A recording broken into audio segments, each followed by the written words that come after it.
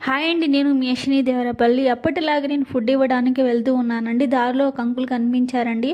Uncle ఇక్కడ ఎవరన్నా ముసలి వాళ్ళు, వయసు అయిపోయిన వాళ్ళు, వండుకొని తినలేని స్థితిలో ఉన్నవారు ఎవరైనా ఉన్నారా? ఫుడ్ ఇస్తానని అన్నానండి. అమ్మ నాకు ఎవరు లేరమ్మా, నేను వండుకోలేనమ్మా, నాకు ఒంట్లో ఆరోగ్యం బాగోదమ్మా, నాకు ఒక ప్యాకెట్ ఇవ్వమని బతిమలాడారండి. అంటే ఆయన చూస్తేనేమో వండుకొని తినగల స్తోమత ఉన్నవాళ్ళలాగా కనిపించాడండి. నేను ఇవ్వడానికి ఇష్టపడలేదు. అమ్మ నాకు ఎవరు లేరమ్మా, నేను ఇలాగ మీలాంటి వాళ్ళు ఎవరైనా ఇచ్చిన ఫుడ్‌తోనే అలా బతికేస్తున్నానమ్మా. ఒంటరిగా అట్లా జీవనం కొనసాగిస్తున్నానమ్మా. నాకు ఎవరు లేరమ్మా. నేను అనాథనమ్మా అని చెప్పారండి.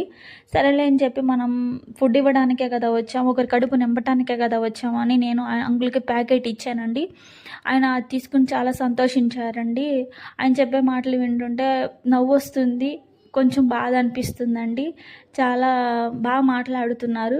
ప్లీజ్ అండి, ఆకలితో ఉన్న వారికి ఒక పూటకు భోజనం పెట్టడంలో